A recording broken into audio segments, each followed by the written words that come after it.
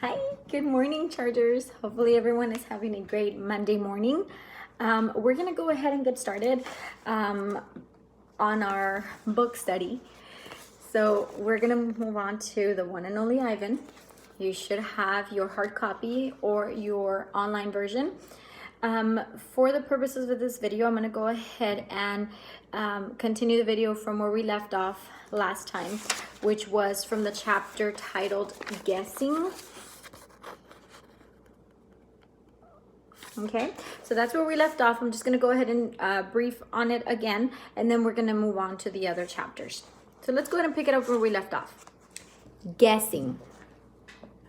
Bob fears our new neighbor will be a giant cat with slitted eyes and a coiled tail. But Stella says a truck will arrive this afternoon carrying a baby elephant. How do you know? I ask. I sample the air, but all I smell is caramel corn. I love caramel corn. I can hear her, Stella says. She's crying for her mother. I listen. I hear the cars charging past. I hear the snore of the sun bears in the wire domain. But I don't hear any elephants. You're just hoping, I say. Stella closes her eyes. No, she says softly. Not hoping. Not at all. Jambo. My TV is off, so while we wait for the new neighbor, I ask Stella to tell us a story. Stella rubs her right front foot against the wall. Her foot is swollen again, an ugly deep red. If you're not feeling well, Stella, I say, you could take a nap and tell us a story later. I'm fine, she says, and she carefully shifts her weight. Tell us the Jambo story, I say. It's a favorite of mine, but I don't think Bob has ever heard it. Because she remembers everything, Stella knows many stories. I like colorful tales with black beginnings and stormy middles, and cloudless blue sky endings. But any story will do. I'm not in a position to be picky. Once upon a time, Stella begins, there was a human boy. He was visiting a gorilla family at a place called a zoo. What's a zoo? Bob asks. He's a street-smart dog, but there's much he hasn't seen. A good zoo, Stella says, is a large domain. A wild cage, a safe place to be. It has room to roam and humans who don't hurt. She pauses, considering her words. A good zoo is how humans make amends. Stella moves a bit, groaning softly. The boy stood on a wall. She continues, watching, pointing, but he lost his balance and fell into a wild cage. Humans are clumsy, I interrupt. If only they would knuckle walk, they wouldn't topple so often. Stella nods. A good point, Ivan. In any case, the boy lay in a motionless heap, while the humans gasped and cried. The silverback, whose name was Jambo, examined the boy, as was his duty, while his troop watched from a safe distance. Jambo stroked the child gently and smelled the boy's pain, and then he stood watch. When the boy awoke, his humans cried out, "Stay still! Don't move!" Because they were certain, humans are always certain about things, that Jambo would crush the boy's life from him. The boy moaned. The crowd waited, hushed, expecting the worst. Jambo led his troop away. Men came down on ropes and whisked the child to waiting arms. Was the boy all right? Bob asked. He wasn't hurt, Stella says. Although I wouldn't be surprised if his parents hugged him many times that night in between their scoldings. Bob, who has been chewing his tail, pauses, tilting his head. Is that a true story? I always tell the truth, Stella replies, although I sometimes confuse the facts. Lucky. Chapter Lucky. I've heard the Jambo story many times. Stella says that humans found it odd that the huge silverback didn't kill the boy. Why, I wonder, what was that so surprising? The boy was young, scared, alone. He was, after all, just another great ape. Bob nudges me with his cold nose. Hey, Ivan, he says, why aren't you and Stella in the zoo? I look at Stella. She looks at me. She smiles sadly with her eyes. Just a little, the way only elephants do. Just lucky, I guess, she says. Arrival.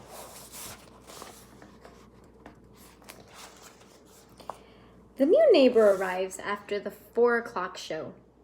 When the truck comes lumbering toward the parking lot, Bob scampers over to inform us. Bob always knows what's happening.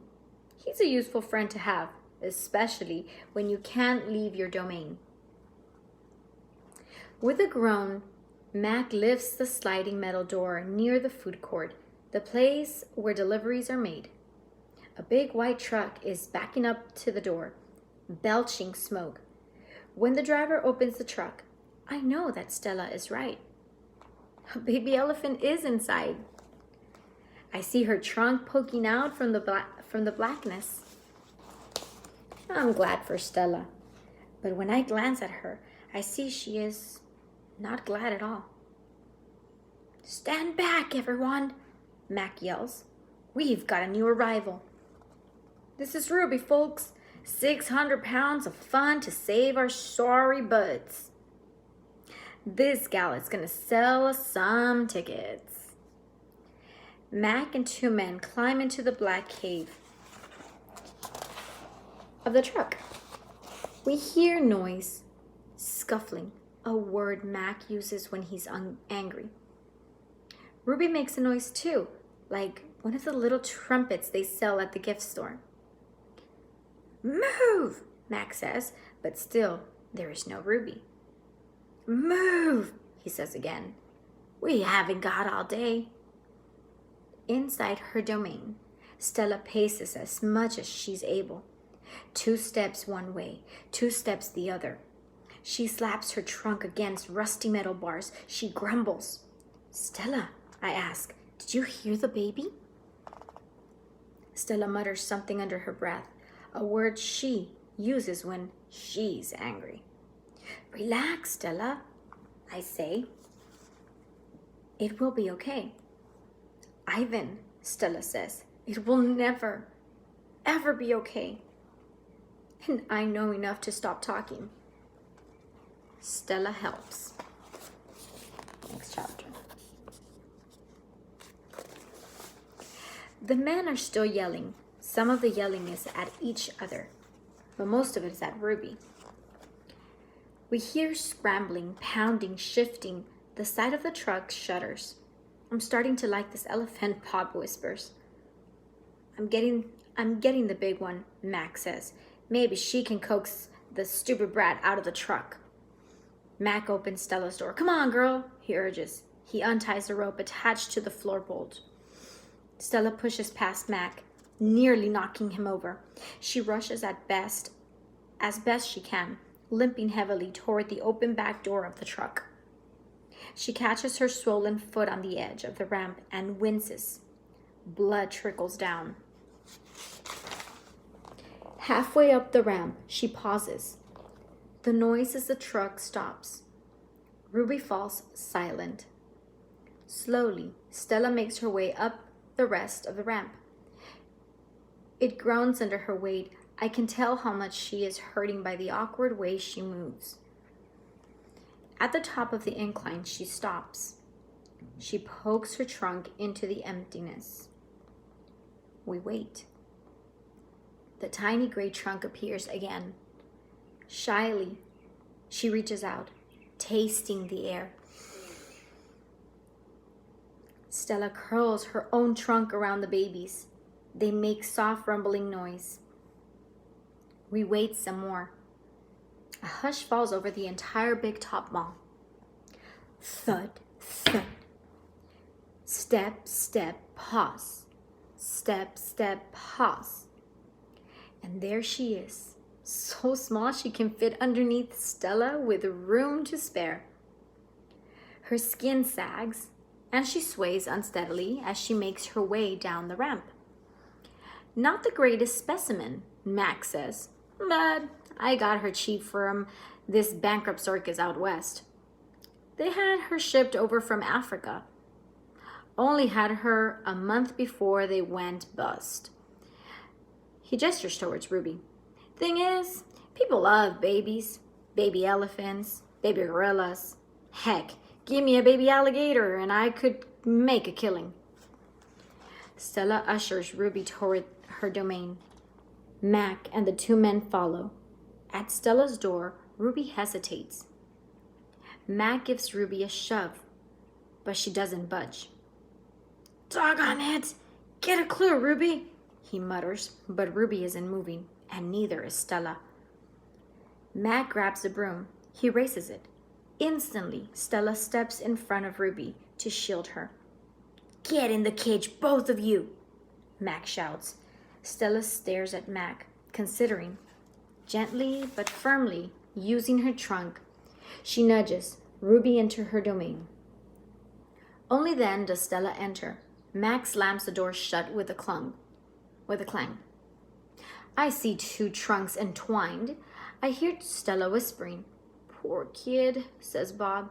Welcome to the Exit 8 Big Top Mall and Video Arcade, home of the one and only Ivan. Old news. Old news. When Julia comes, she sits by Stella's domain and watches the new baby. She barely talks to me. Stella doesn't talk to me either. She is too busy nuzzling Ruby. She is cute, little Ruby, with her ears flapping like palm leaves, but I am handsome and strong. Bob trots a circle around my belly before settling down in just the right spot. Give it up, Ivan, he says. You're old news. Julia gets out a piece of paper and a pencil. I can see that she is drawing Ruby. I move to the corner of my domain to pout. Bob grumbles. He doesn't like it when I disrupt his naps. Homework, Julia's father scolds. Julia sighs and puts her drawing aside. I grunt and Julia glances in my direction. Poor old Ivan, she says. I've been ignoring you, haven't I? I grunt again. I dignified, indifferent grunt. Julia thinks for a moment, then smiles. She walks over to my domain, to the spot in the corner where the glass is broken. She slides papers through. She rolls a pencil across my cement floor. You can draw the baby elephant too, Julia says. I bite the pencil in half with my magnificent teeth.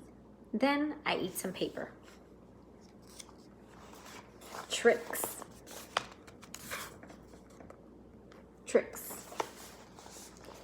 Even after Julia and her father leave, I try to keep sulking, but it's no use. Gorillas are not by nature powders. Stella, I call. It's a full moon. Did you see? Sometimes when we are lucky, we catch a glimpse of the moon through the skylight in the food court. I did, Stella says. She is whispering, and I realize that Ruby must be asleep. Is Ruby all right? I ask. She's too thin, Ivan, Stella says. Poor baby, she was in that truck for days. Mac bought her from a circus the same way he bought me. But she hadn't been there for long. She was born in the wild, like us. Will she be okay? I ask. Stella doesn't answer my question. The circus trainers chained her to the floor, Ivan, all 4 feet, 23 hours a day. I puzzle over why this would be a good idea. I always try to give humans the benefit of a doubt. Why would they do that? I finally ask. To break her spirit, Stella says, so she could learn to balance on a pedestal, so she could stand on her hind legs, so a dog could jump on her back while she walked in mindless circles. I hear her tired voice and think of all the tricks Stella has learned. Introductions.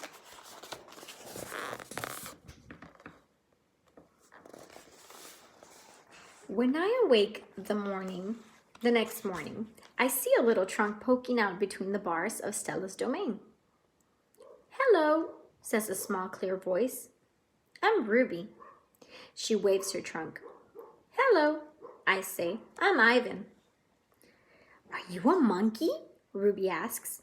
Certainly not. Bob's ears perk up, although his eyes stay closed.